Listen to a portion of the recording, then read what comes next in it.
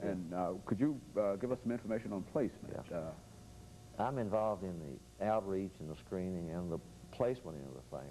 Now, 95% of young people that complete a program at the Job Corps Center, before they leave that center, they've got interviews set up for them. And if they're not successful, say, on their first interview or two or something like that, when they arrive back in Nashville, all they've got to do is visit the office at 301 James Robinson Parkway or any job service office probably in Middle Tennessee, and placement assistance is provided.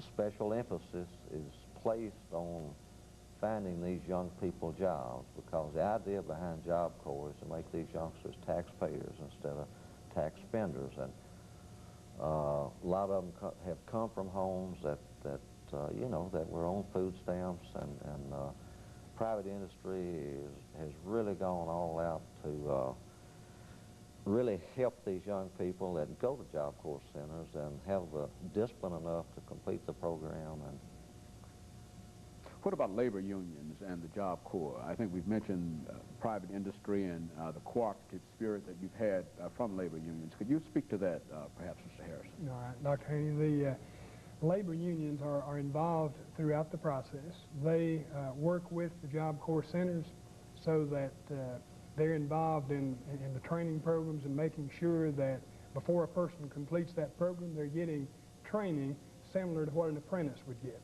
When they get a certificate and complete a particular trade, they've not only completed a trade that is satisfactory for Job Corps, but satisfactory to that labor union.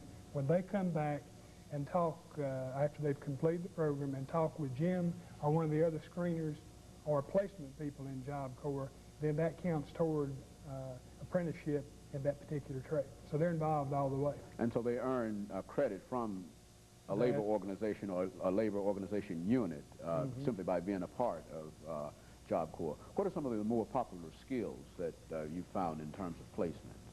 All right, now, the skills that have always been there, the kind of programs that have always been popular in Job Corps, like auto mechanics, carpentry, and that kind of thing. But let me take a moment just to talk about some of the transition that's taking place in the Job Corps program. Because the economy is shifting more over into the service sector, a lot of the newer programs in Job Corps are related to those areas. Like the medical area is a real big growth area in the economy.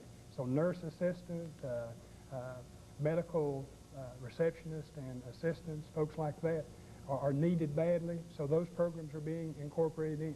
The computer sector of the economy is really growing at this time.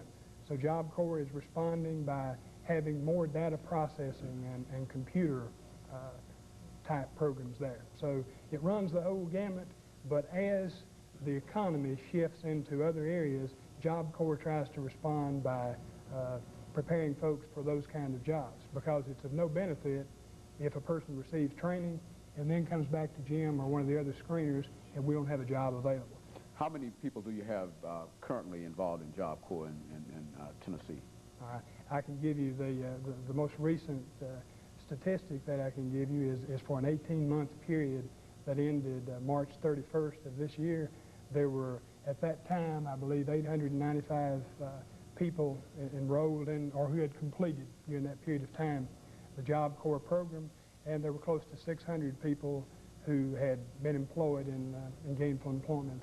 I think there's a number that we're trying to get on the screen on how they can get in touch with either you or Mr. Johnson. What is that number? 741-2913. Is that the number? That's right. We've got about a minute and a half to go. Do either of the two of you have anything that you'd like to leave in reference to Job Corps before we wrap it up here today?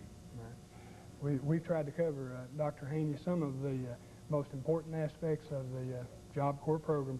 One of the things I think that we neglected to mention during this half hour is the fact that while students are at Job Corps, they receive a small stipend that helps them while they're there. Also, they accumulate an amount of money while they're in the program so that when they get back home, they have a little bit of adjustment money to go. But it's a good program. We want to encourage folks to if they have questions about it, to come talk to us and see if it's a program for them. Very good. Over the last 30 seconds that we've got, Mr. Johnson, do you have anything that you want to add? Well, I'm sure you have some viewers in some surrounding towns here, and if they can't make it into the office at 301 James Robinson Parkway, there's job service offices in their community perhaps, and they can go into those offices and talk to the people there about the program. It's a real good program. Very good.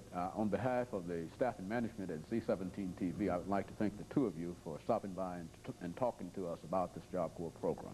Thank you, Dr. Haney. On behalf of Z17, this is Dr. Haney saying good night.